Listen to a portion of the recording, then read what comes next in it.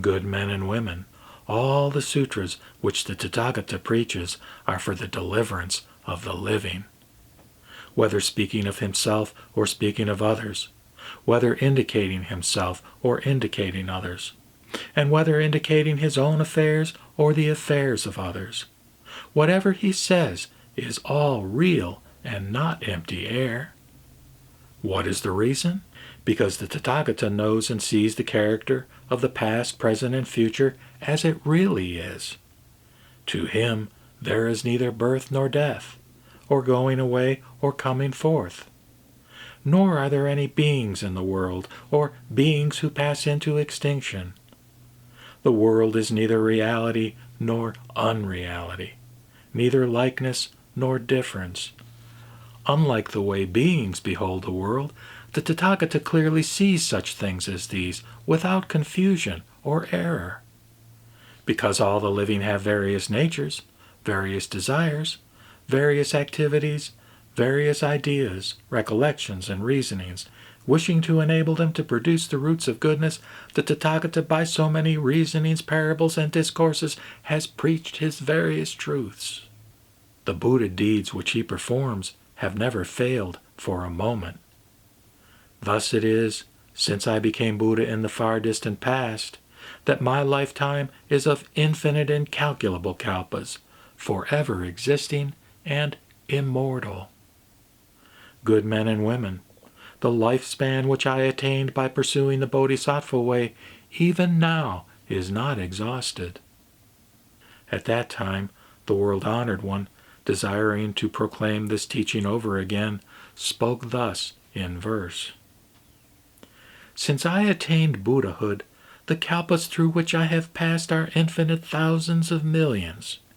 Ever have I been preaching the Dharma, teaching and converting. Countless millions of living beings have I caused to enter the Buddha way. Since then are unmeasured kalpas. In order to save all beings, by skillful means I reveal nirvana. Yet truly I am not yet extinct, but ever dwell here, preaching the Dharma. I forever remain in this world, using all my spiritual powers, so that all the topsy-turvy living beings, though I am near, yet fail to see me. The multitude, looking on me as extinct, everywhere worship my relics, all cherishing longing desires, and begetting thirsting hearts of hope.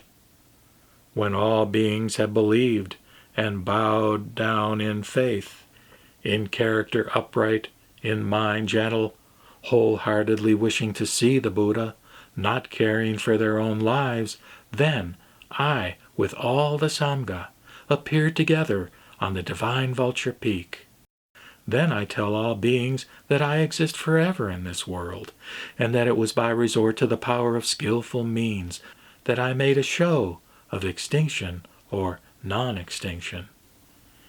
If, in other regions, there are beings humbly reverent and with faith aspiring, again I am in their midst to preach the supreme, unexcelled Dharma. You, not hearing of this, did but imagine that I passed into extinction. I behold all living beings sunk in the sea of suffering.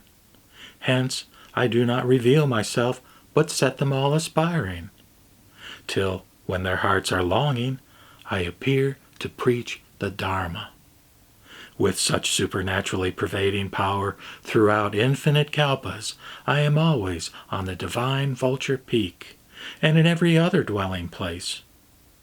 When all the living see the kalpa ending, and all being consumed by a great fire, tranquil is this world of mine, perfectly safe, ever filled with heavenly beings, parks, and many palaces, with every kind of gem adorned, precious trees full of blossoms and fruits, where all beings take their pleasure.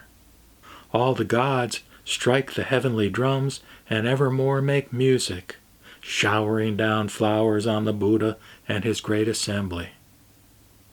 My pure land will never be destroyed, yet many beings, seeing it as consumed with flame, are worried and fear the torment of pain, The likes of these are everywhere.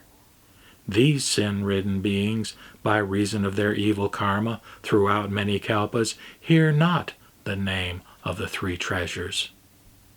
But all who have accumulated merit by performing virtuous deeds, and are gentle and agreeable, straightforward and honest, and of upright nature, these all see that I exist, and am here expounding the Dharma. At times for all this throng I preach the Buddha's life as eternal. To those who at length see the Buddha, I preach that a Buddha is rarely met. My intelligence power is such, my wisdom light shines infinitely, and my life is of countless kalpas, from long cultivated karma obtained. You who have knowledge, do not in regard to this beget doubt, but bring it forever to an end, for the Buddha's words are true, not false. I, being the Father of this world, who heals all misery and affliction, for the sake of ordinary confused beings, though truly alive, say I am extinct, lest, because of always seeing me, they will beget thoughts of pride and arrogant minds, recklessly clinging to the objects of the five desires, and fall into evil paths. I, ever knowing all beings, those who walk or walk not in the way, according to the right principles of salvation, preach to them a variety of dharmas, ever making this my thought: how shall I cause the living to enter the way supreme and speedily accomplish their Buddhahood?